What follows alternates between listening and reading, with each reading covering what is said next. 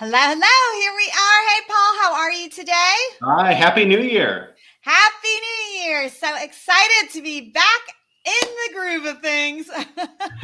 It's hard to get back into the groove, but today I'm excited because we have a very exciting presentation and presenter for that presentation with a topic about presenting. So, Paul, tell us what you're going to talk about today first, and then maybe we'll go into a little bit of who you are and what you do. Sure. Happy New Year to everybody out there in the virtual world. Happy New Year. Yay. We did it. 2022. It can't be worse than the last 2 years. Exactly. So All uphill from here. it's like everything's going to be great. So actually that leads into what I do. So I'm a presentation coach and I'm a creative director. And what I help people do is take advantage of their live speaking events, like live in person. Remember when we did those things? But also the virtual presentation space. My job is to make you connect with your audiences better than you have before. There are many small, little incremental ways of improving the way we connect with audiences. It just takes some coaching, some nudging, some pushing. And it's my pleasure to help people find that way forwards, do something they haven't done before. And the coaching that I do, the consulting that I do is give people that guidance so they can get there and feel comfortable doing it. I love that. And so I just want to tell the audience. So when I first met you, just about me, I love, webinars and 5-day challenges. I do all of them because marketing is what I do. So to me, it's curiosity. I love looking at all of it. And I think you and I were just talking about this before we got on, but a lot of them are the same. So when I met you and you did, what you're going to show the audience today, I was wowed. And when you see so many, and all of a sudden you're just like, wow, something catches your eye like that. I was so excited about who you were and what you were all about. And so I'm really literally so excited to bring you on today to have you show the audience what you talk about, because I do think that, the more people that, the more, as the years go on, as the time goes on, and after last year, a lot more people are online now, and a lot more people are trying to do the exact same things. So the areas are getting more crowded. It doesn't mean that there's not a space, but you definitely, are not just by yourself anymore. Whereas 10 years ago, it was very easy to jump online and be the only person. Sure. in your field or in your area. But now you really need to stand out, and you really need to make yourself a little bit unique in what you're doing. So what you do helps people do that a lot, I think. Sure, I'll get into it in a second, but I wanted to emphasize that. So as a marketing person, anyone in the marketing world knows Seth Godin, right? He's written all these books about how to stand out, how to be different, how to maximize your marketing potential to really be a different person, like out there with all the sea of people that are doing the same thing. And he has this concept, and he wrote a book about it, small book, really, but poignant book called The Purple Cow, right? And this is the idea that you have to be a purple cow. So let's do a little quick exercise. Are you ready, Erica? Okay. So ready. Okay. Erica, have you ever seen a cow before? Yes, I have.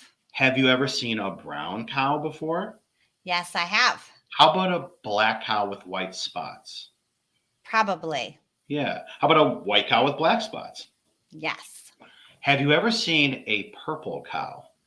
No, I have not. Now, what would it be like if you did see a purple cow? Wow. It would be amazing. It would be memorable. Because they don't exist, right? There's no such thing as a purple cow, right? And that's the point. That's the point that Seth Godin makes. And for those who don't know him, bald guy with colorful glasses, if you Google him, you'll know who he is right away. Yeah. The point is that create something that no one has ever seen, heard of, or thought of before. Purple cow. And that's what I expected when I was a talent agent working for keynote speakers. I worked for a speakers bureau for 11 years. When the pandemic hit, everybody had to be creative in how to connect with audiences. We all scoured the internet for all of the virtual presentation options out there. And we were pushing our speakers, our talent, to find something that would connect with their audiences in the best way possible, but also to help them stand out. because we want our clients, the people who hired those speakers, to feel like, yes, even though we're stuck in these virtual boxes, that was different. It was above and beyond. It's what I expected. And I'm happy I paid for it too, right? Those are the key factors. So I found that the speakers that we were working with were relying on a presentation software that I didn't develop, that I pay for like anyone else, called Prezi, Prezi. Prezi is not new to the presentation space, whether live in person or virtual. By the way, as you said, virtual meetings and virtual presentations are not new. They just became a really big thing once this pandemic required presentations to be done in these boxes. So we found that Prezi was a great option because it really did a different, above and beyond job of making the presenter connect in a performance with the audience, right? Which is key. Repeat. That is huge. It's so key. The idea is we have to remember as presenters, in whatever role you play, whether you're demonstrating a product, whether you're on a sales call, whether you're the CEO of a company and you're in front of your board members, your stockholders, whether you are a public speaker, right? And you literally have to perform on a stage, virtual or live. The idea is you are not just a presenter, you are a performer because you have an audience. And that's the relationship that I want everyone to remember. Let me show you what I mean about how we can utilize this virtual space and, of course, live and in person with some software, some tools to make your presentation go a little above and beyond. So again, this is Prezi. This is not me. I didn't create the software, but I use it. So you can see this floating box right here. And in this floating box here, and I will show everyone the capabilities of focusing and pulling in and pulling out. Prezi's great like that. But what Prezi allows the presenter to do is create a presentation that allows the presenter to share the stage with the idea, service, or product, right? Here I am. This is me. I'm Paul Kreiter. This is Kreiter Creatives Consulting. That's the company that I run. And although it's not all that creative, Kreiter is my last name. Creatives is what I do. We do creative work. And consulting, I help people consult and I guide and I help them through certain problems that they have in their presenting and creative lives. What Prezi allows us to do is, unlike the traditional presentations we see out there where the PowerPoint takes up the whole page and someone is doing I'm a little tiny box in the corner. Look at me, I'm a little tiny box. Don't look at me, I don't want you to pay attention to me. Yes, I'm going to read from the PowerPoint presentation now, but don't look at me, I'm just in the corner. Right? We all remember those presentations. We may be guilty of them ourselves. Don't pay attention to me, just watch the screen, right? So what Prezi allows us to do is allow the content to take center stage. It's okay for you to look at an image or a statistic or an idea, some text, right? We don't want to overdo it because the human brain cannot internalize too many things at once, right? So you give them an image to look at and you tell them a story of the image or in association with the image and let their brains do the connecting. That gives the audience something to do. It makes a connection with them, right? And when the idea is done, come back and share the stage with the idea. And when it's completely done, get rid of the idea altogether and transition onto your next idea. And mine is my philosophy and how I help people craft their presentations. And this comes directly from my love of food. Anyone out there eat food? Right? Food? Anyone food? Anyone food? Love. Right? Remember when we used to go to restaurants and feel comfortable in restaurants, or at least it's been a while since I've had like a really nice experience in a restaurant.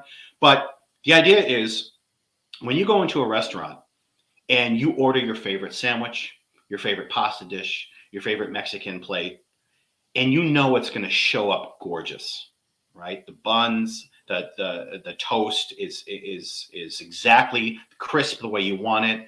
The perfect fresh romaine lettuces and sauces and soy, whether you do a soy burger or actual beef or bison burger, right? You know it's layered perfectly. You know the presentation of it, the production of it is exactly why you came, right? The beautiful thing that is served to you on a plate. That is what an artisan chef cook baker does behind the counter for you, their audience. You're the diner, you're their audience, they're the craftsman.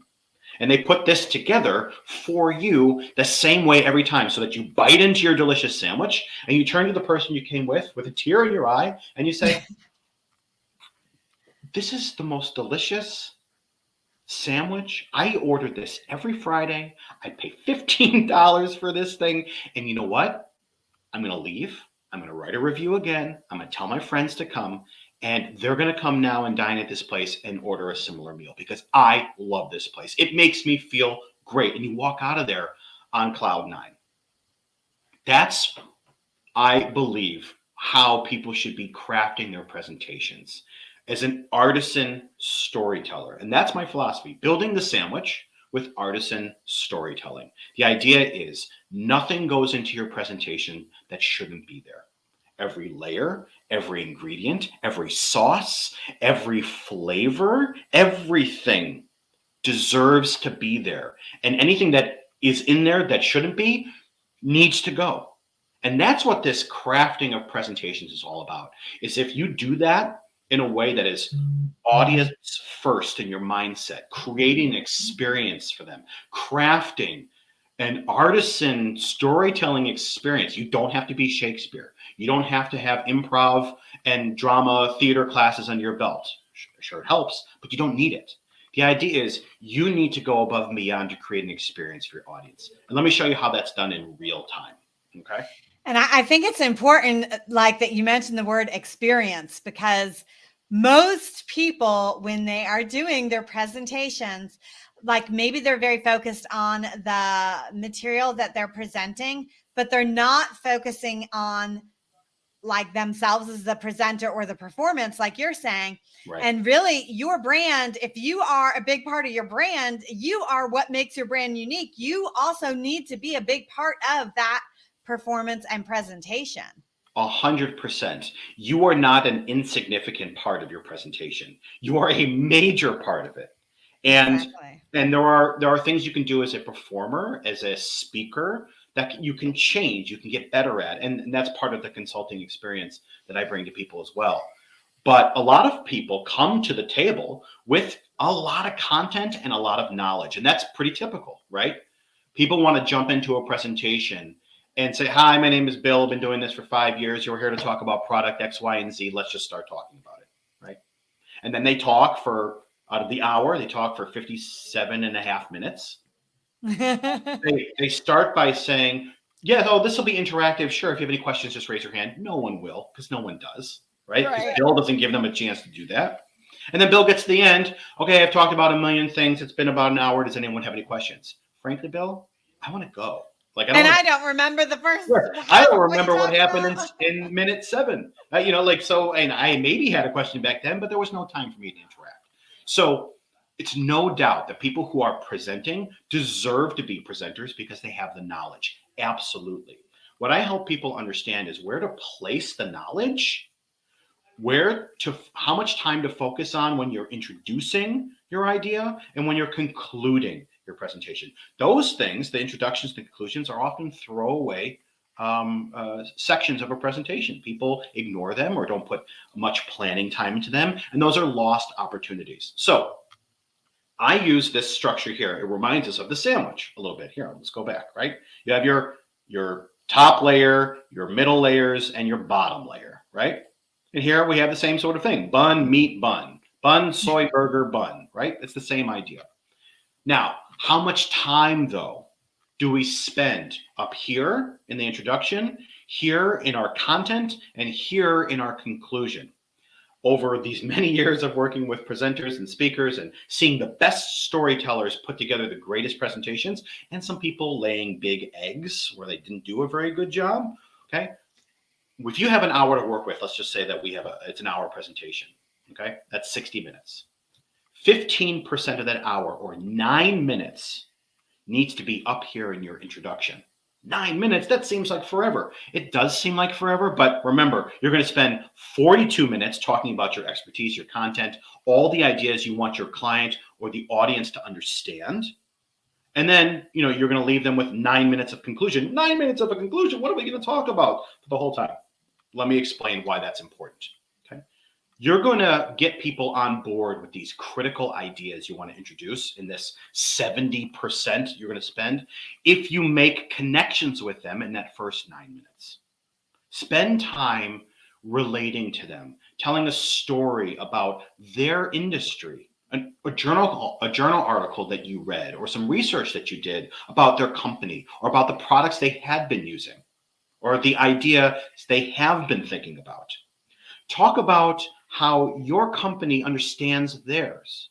Create those emotional connection points. You don't have to make anyone cry or laugh or stand up or howl and clap their hands, but get them interested before you start Connect slamming a those whole bunch of wires. information. Exactly.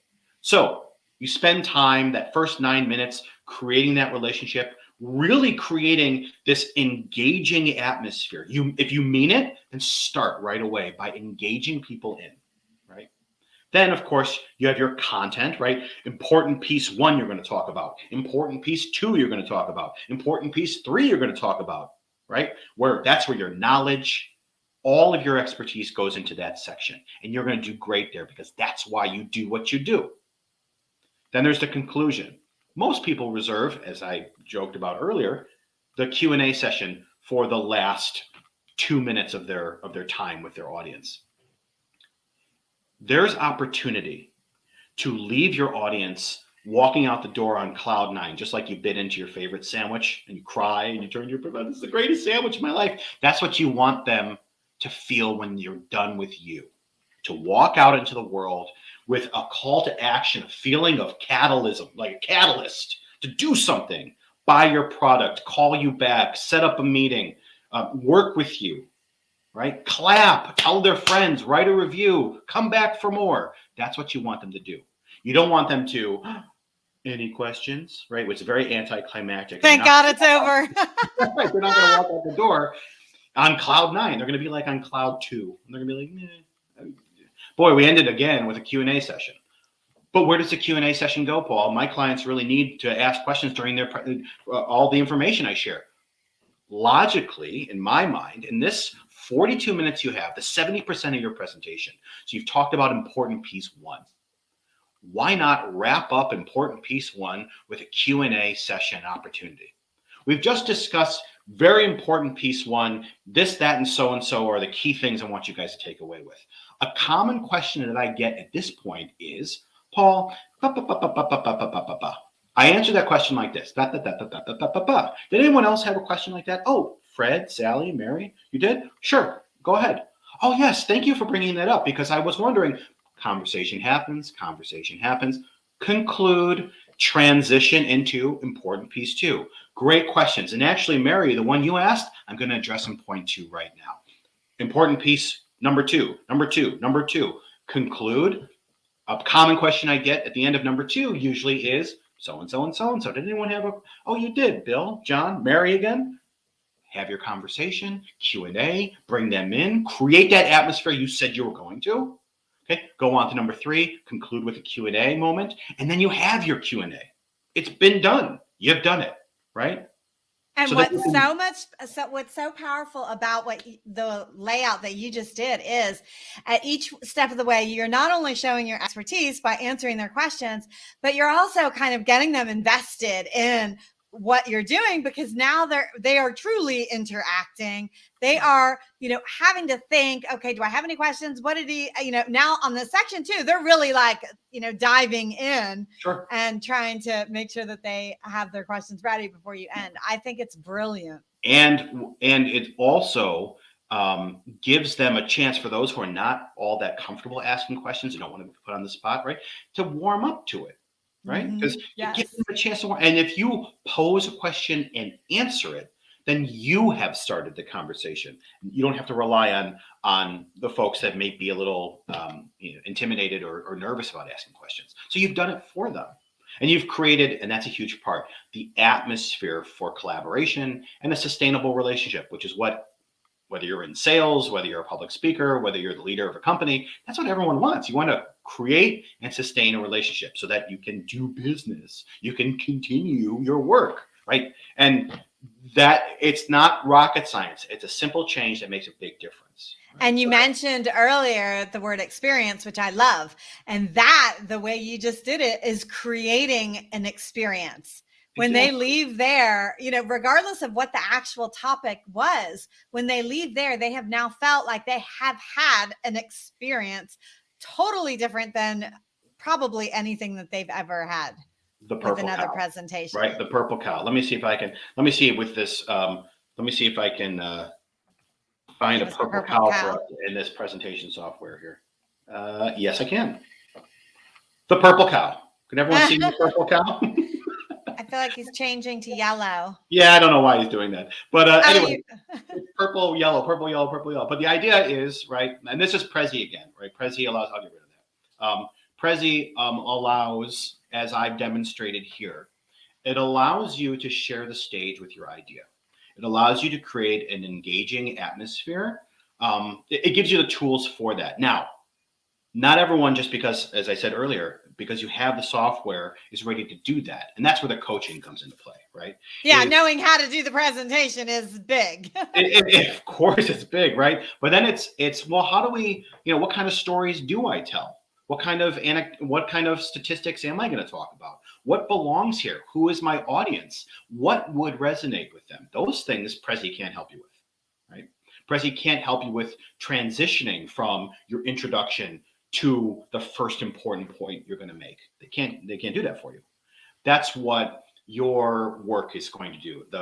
Your research, your writing, your ideas. Those are the things that are going to connect moment to moment throughout your presentation. And what a consultant and a coach does is say, yes, that works. Oh, that could be better. And let's help you get there, right? And that experience for me, my background prior to being a speaking agent, I was a clinical social worker. I worked with children in the foster care system in Massachusetts. Before that, I was a teacher. I worked in education, both K through or 7th through 12th grade, secondary education, but also in higher education. And prior to that, as you can imagine, I did performing arts. I actually studied performing arts at the University of Michigan to start, and then I changed into teaching. For me, the key element here, as I've talked throughout, is what can we do to connect with the audience, right? And when you're a performing artist, okay, which is where I'm from 4th grade to sophomore year of college, I was doing every play, improv, musical, whatever I could get my hands on. The idea was you have a script, you become a character, and you create a presentation for the people who buy a ticket and sit in the audience and watch you, right? And I think that is such an awesome way to look at what you are actually doing as opposed to spitting out some information. Exactly. Which is what most do. Right. And I use that same philosophy as a teacher. Okay, well, every day I had the stage, it was the classroom. I had my curriculum, which is the script, and I had my students, that was the audience. Put on a show. That's your job, right? Make these kids learn. Do something above and beyond so they'll remember the lesson, the idea, so they can be great students and great people. And if everyone had teachers like that, we'd have but the thing is, educated in the world. Interesting about teachers, though, right? If you think back in your history of all the years of education we had, we probably have maybe 3, maybe 4 that stood out as those wow, above and beyond expectations academics, right? Very few. It's the same thing. It's the idea that it can always be a little bit above and beyond. And the teachers who did that are the ones that we remember. Similarly, when you're presenting your product, your idea, your service in this capacity as a leader, as a public speaker, when you go above and beyond, you'll be remembered. It's really that simple. One of the big things that you mentioned was that intro and relating to them directly and making sure that you kind of create those connections. And, a lot of people start businesses that have never been in sales or are not good in sales or say, well, I'm not a salesperson. But the reality is, we are all in sales if you own a business, if you are a speaker, if you are a author, whatever, everybody is in sales in some way, shape, or form. Right. And understanding that you need to build those connections in that relationship, and figuring out how to do that is huge, because that makes such, all the difference, really. Like you just said, it makes that is one part, but of the making it memorable.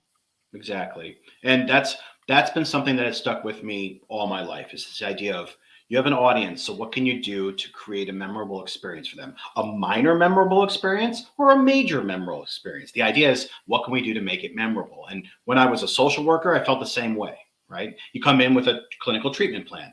You have a very difficult audience to work with, right? It's not always easy. Same for students. They don't always want to be there. Right. It's not always an easy experience, but as a performer, it does not matter. It doesn't matter if it doesn't matter. Even, this is a great example. I don't know how many people are actually watching this, but I'm not going to approach this interview like they might be watching it later. Okay. Right. Uh-huh. I'm not going to approach this interview any different. The idea is, I bring the same energy, the same passion, the same ideas, the same vibrancy, because it doesn't matter. This is my job to perform, our job to perform for the audience out there in the world out there, right? 100%. And if they decide to watch this later, Erica, then they need to know that they got our A game. Exactly. It's like, it's like theater. Like, for anyone who's gone to see Hamilton or some major Broadway show or whatever, right? So Friday night is like a real, like, poppin' night. It's like, woo, Friday night, we're all going. If anyone goes to the theater anymore, let's get through this pandemic. Maybe we can all go to the theater again. So, but the idea is, right, Friday nights, it's like a big, like, hyped up night. Everyone's woo, woo, woo. Let's get out there. Energy's high, right? And then after the show, they're going to go out and they're going to go to restaurants and they're going to go have coffee and beer or whatever. Yay, right, for Friday night. And then there's the Sunday matinee, right? Which is the children and the grandparents. And it's not like a woo, woo, woo. It's more like, oh, we're going to the theater. It's a different kind of energy, right? We're going to the theater today.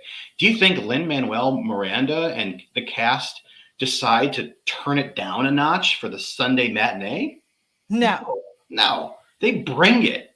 It doesn't matter how many people are in the audience or what kind of rah-rah attitude they have. It does not matter. Their job is to perform. And that's what all this is about. I love it. I love it. Yes. I love the term, bring it. Anyway, I have one thing before we hang up, like Veronica. Before we end, I have one quick thing. So I know this is a selfish aspect. I know I sort of mentioned this before. I am interested in doing a TEDx soon. So tell us a little bit about what you do would apply if I was going to do a TEDx, and how I would work with you. Sure. So I've worked with people who have crafted TEDx presentations before. People use my coaching experience when they have the general sense of what they want to talk about. They've been invited, they've been accepted, right? There's an application process that has to happen. Not everyone gets to do it. So there's a lot of thought that goes into it. But I have like 40 minutes of content, but I really got to get it into 18 minutes. Right? That's where someone like me comes in and says, okay, where can we trim the fat to make this like a lean, impactful, but bang, bang, bang kind of presentation? Yeah, 18 minutes of wow. Exactly. So there's no time to waste. And that's why that's the sandwich, right? And the stories and all of that. There's nothing wasted. Nothing in there that shouldn't be there. So the TEDx preparation, the TED preparation, is a very focused, hands-on workshop experience where you come to the table with what you think you're going to do, right? This is what I got. This is my PowerPoint. This is what I'm going to do. And the sessions that I do with people, they're usually 60 to 90 minutes and somewhere in between 3 to 5 sessions. And then that person can move on with a presentation 2.0. So that's kind of how I work, right? It's not like a 17-week program with 50 hours of online demand content. It's not like that. Right. You work with me. It's active or actionable. Yeah, it's very active. It's very bang, bang, bang. But there's also homework that the person that I coach has to do. I can't help them rehearse this stuff all the time, right? Sure, there can be opportunities for that, but the expectation is there will be things that are working. There'll be things that need to change. You'll have to implement those things on your own and then come back for the next session and we'll see how we have grown, right? The Yeah. TEDx experience and putting together those presentations is the same sort of thing. Okay, this is like my rough draft 18-minute version. Here we go. Great. There'll be a list of things that are working. There'll be a list of things that need to change. I will explain to you or whoever I'm working with that this is why these things need to be implemented or changed or omitted. I'll help you understand those things. I'll teach you those things. We'll practice those things. You'll go and rehearse. You'll time it. You'll come back for the second session where it's a very hands-on workshop, which is frame by frame, the slide by slide, moment by moment. We make sure it's perfect because we don't have time to waste. You only have 18 minutes, maybe 20, right? So we go frame by frame, moment by moment, and making sure that we stop and stop and start again, stop and start again until, yes, slides 1, 2, and 3, you've got them. Let's move on to 4, 5, and 6 now. You string all those perfect experiences together, and your presentation 1.0 is now becoming 1.5, 1.75, close to 2.0. You go and implement those changes again, session 3, and usually it's all it takes, 3 sessions. The TED Talk is ready, right? Go back. Let's see what we have. What happens inevitably is the list of things that is working goes through the roof, and the things that need to be changed or taken out are minimal or non-existent. And then the next few sessions are all about tweaking the tech, maybe working on some slides. But the TED Talk and its content is solid after 3 60 to 90-minute sessions. That's all it takes. Yeah. So what I basically wanted you to mention was that you do like live presentation as well as online virtual presentations. Absolutely. And when the pandemic allows us to be with each other more, there are different packages that I do with people. Some people want me to be in the place they're going to be for their presentation. And I've done that before for people who've done TEDx talks and whatever. I fly to where they are and I coach them in the space that they're going to be using when they're delivering their talk. And it could be a TEDx talk, it could be a conference they're doing, it could be an expo or whatever, a panel discussion that they're on. The idea is that I show up and I'm there in person with you when the pandemic allows it to help you with the stage movements of it, the eye contact with the different rows and different stage left, stage center, stage right, to really create that sort of performance dynamic in a live space. So that's the additional work that I do with people, which I love and I miss dearly, by the way, getting out there and being with people. We're getting back to it. We're getting back to it. So the things that I teach you in this virtual capacity are good for a virtual capacity, but they're also very good for live and in person. Awesome. Well, Paul, thank you so much. I think this was an amazing, amazing discussion. So if anybody wants to get in touch with you, I have added your website at the bottom. Yep. And I guess LinkedIn, are those the two best ways? Or do you Perfect. So yeah, the website is CreiterCreatives.com.